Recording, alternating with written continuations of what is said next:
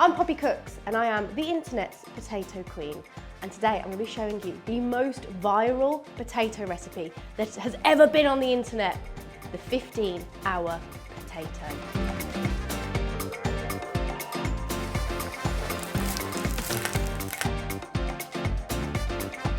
The 15-hour potato is layers of very, very thinly sliced potato filled with cream and salt and pepper, and you basically layer them all up into a tray really tightly on top of each other. You bake it for 3 hours, right, which seems like a lot, but it's a very low temperature. You then set it overnight with lots of weight on top of it, and then you deep fry slabs of it. I mean, what more could you want from a potato dish? For this recipe, you need a lot of potatoes. I'm like 1.5 kilos of potatoes. I haven't actually measured this out, but it's probably about this much. Because we're gonna slice them so thinly, you need so many to actually layer up on top of each other. So try and find the biggest potatoes that you can. And also we're looking for, again, Maris Piper potatoes, a nice floury, starchy potato. It just means that when it sets, the starches all actually stick together. You wanna get these lovely defined layers, and the starches help that all suck in together and stay as one. Start peeling.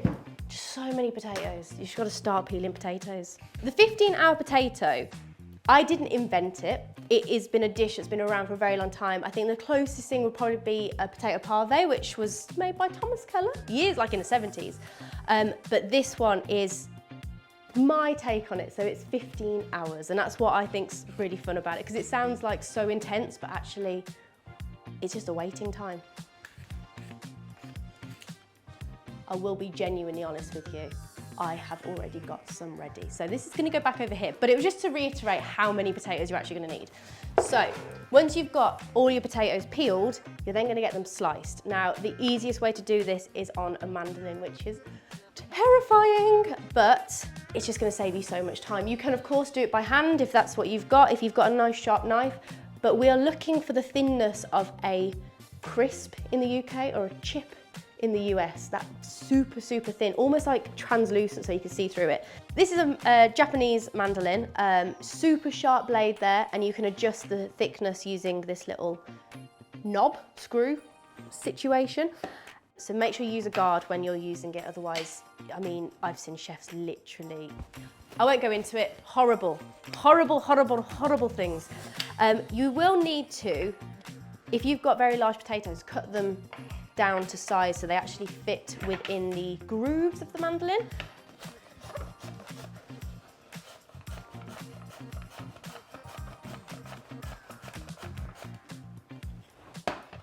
So you can see just how thin. It's super thin. And that's what we're looking for. If you do have any like thick bits that come through, because as you use your mandolin, sometimes the blade can move slightly. Not the blade, sorry, the actual ramp can move slightly. So just keep adjusting it. If there's any bits that are too thick, use them in something else, because if you have uneven thickness throughout the terrine itself, you end up with layers that look all wonky, and we kind of want lovely defined layers, that's the word. Once you've got some of the slices of potato, you want to keep them in water whilst you carry on, otherwise they're going to start to oxidize and they can go brownish and pinkish, which doesn't look as cute. For this 15-hour potato, we're going to be using double cream. We've got 600 mils of it, so the whole lot is going to go in and get warmed up. And then we're going to smash some garlic cloves into it as well, because garlic, cream and potato. Just a winning trio. For the garlic cloves, we're literally just gonna smash them. We are gonna take them out when we come to layering, but it's just to infuse into the cream and have that lovely flavour. I've drained the potatoes off, and I'm just gonna layer them out onto a tea towel, just to get rid of that last bit of moisture. They don't have to be like completely dry, but we just don't want them to be wet. That's the only thing we're not looking for. Don't mind if they're moist, just not wet. I don't know why people hate the word moist. People don't like it when I say moist. It's like one of the most hated words, isn't it? But I quite like it. It rolls off the tongue or off the lips. Moist. It's got quite a nice shape when you say it, moist. This is when people are like, dislike, dislike, dislike. Get this. I think my favourite word though, what's my favourite word? Can I say it on here? Probably not. Yeah. If you know me, you know I love a Once your cream has come up to a boil and it's kind of reduced slightly, we want it still quite thick. I found this little gadget in the bloody back of the cupboard, little hook on little sieve. You could just take out the garlic by hand, but now I've found this. My world's been changed. Look at that. So you can just take those garlic cloves out. You need to season this very heavily. I'm using lovely flaky salt for this, but we have only got potatoes and cream and garlic in here, so it needs a lot. And it's gonna get mixed all the way through, don't panic, it's not just gonna sit on top. And a lot of black pepper as well. And if you have ever seen any of my content, you'll know that you can add a lot of different things to the 15-hour potato.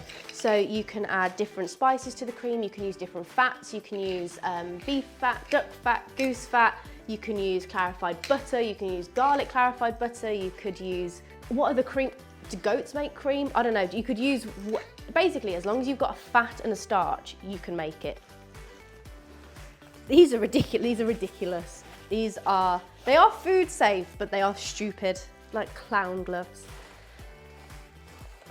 Make sure that the cream isn't like roastingly, boilingly hot when you put your hands into it, but it cools down pretty quickly on top of the cold potatoes. I'll just give this a lovely slop about. Get it nice and moist. I like to use, because I'm lazy, the loaf tin kind of already cut greaseproof paper, but of course you can just grease this up ever so slightly and stick greaseproof paper all the way around. You do need to have it in there because the cream will stick to the tin. I mean, this will probably stick anyway a little bit because it just does naturally. But just make sure that it's lined because it's going to make your life so much easier. I'll be honest with you, if you're doing this at home, it is easier without gloves because this takes away the sensation of your hands. But this is where it gets really, really exciting, everybody. It's one by one. One slice of potato by one, ever so slightly overlapping each other until you fill this whole tray. So you're gonna need to put some greaseproof over the top because we don't actually want this to, we don't want it to cook, we want it to cook, but we don't want it to get any colour because if it gets crispy on top, it means when you fry it, it will all just fall apart. So we need it to stay nice and soft and squidgy. So a little bit of greaseproof to fit over the top. As this is the 15-hour potato, I'm having a tea break because who doesn't love a cup of tea halfway through making a recipe? So I like my tea, ideally with 2 sugars and a splash of milk. I've got some greaseproof paper, which is gonna go on top of my 15 hours, which is on top of the potato, sorry. I'm calling it 15 hour colloquially, like it's my mate, but it's called a potato. And that goes into the oven at 120 degrees Celsius for 3 hours.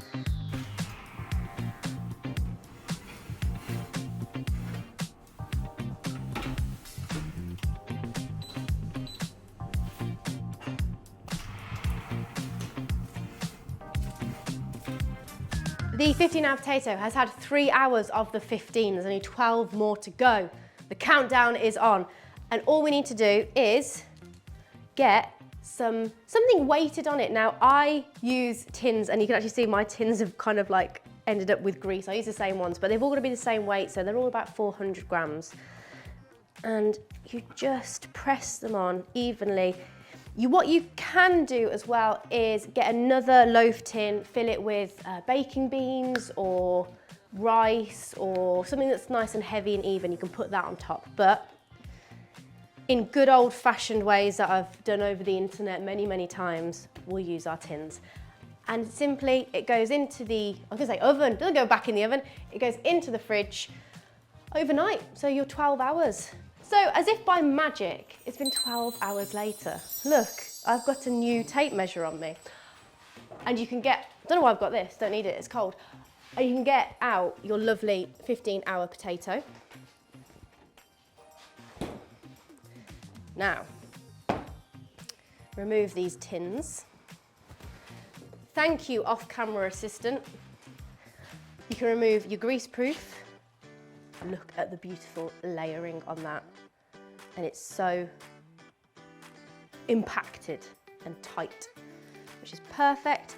Now, it is a bit tricky to get out of the tin sometimes because the cream will have seeped ever so slightly and want to stick to the dish, but a few hefty whacks and maybe if you've got like a little blowtorch, you can just melt the sides. It should come out eventually. It always will. It always does, just a bit of effort.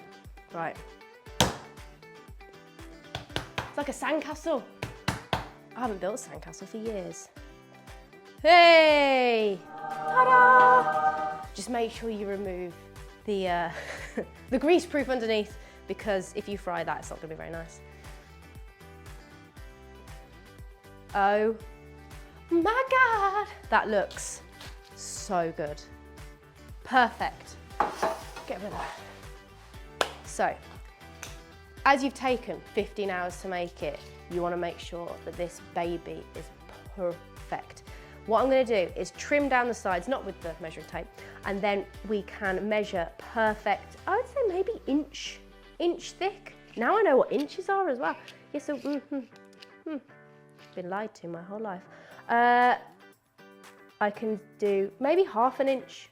We'll work it out, but we'll get there. So, trim up these edges. I like to turn it back over. And these edges here are gonna they would have gotten a little bit crispy in the oven, and that's what's gonna kind of like fray and move away from the actual potato itself. So, we're just gonna ever so slightly trim this up so it's a perfect rectangle. And then if you just feel the top bit, if there's any of the potatoes that have gone a little bit hard, you can kind of just peel them off again because they're literally just going to fly off when it gets deep fried anyway, so you can take them off now. We have got 7 inches of potato parve. What a dream. And we're gonna do, oh yeah, inches. Inches make sense because we've got 7 and we can make 7 lovely portions. So you stay there. We'll make little indents where they're gonna cut. We'll make these beautiful slabs. Okay, mic check. Because I have to deep fry so many things, I've got a massive deep fat fryer, but if you don't have one at home, you can just use you can deep fat fry in a deep pan, just don't fill it with a lot of oil, or you can shallow fry. So using a frying pan with, a good centimetre of oil in there and just turning every 30 seconds or so to get the lovely crispy outside, but we are deep fat frying it today. So I've got it up to 190 degrees Celsius, 2 to 3 minutes to get that beautiful golden crispiness the whole way around. And when we're ready, we've got a tray with some kitchen towel. That is what we're looking for. Look at how golden that is. Look at all the layers. That looks so good. What I love about frying is all the bubbles. Look at how beautiful the bubbles are. Oh. Okay, they're looking fantastic.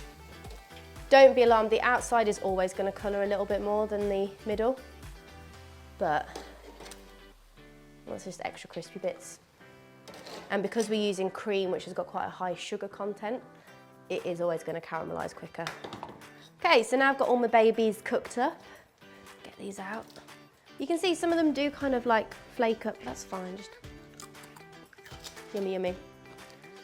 I did kind of butcher that one, I kind of punched it in the fryer, but here we are. They're delicate.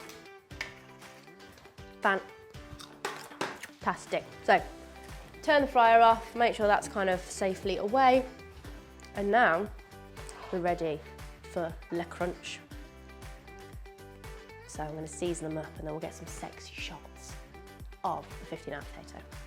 And then, of course, the chef situation, flaky salt, really need to understand how precious the sound of the crunch is.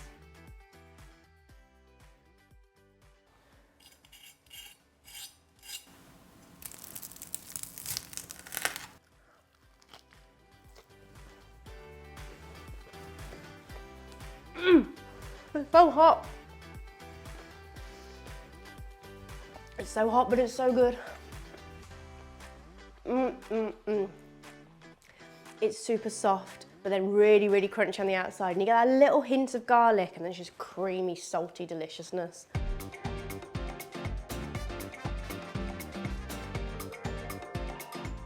If you have a spare 15 hours of your day, make these delicious 15-hour potatoes.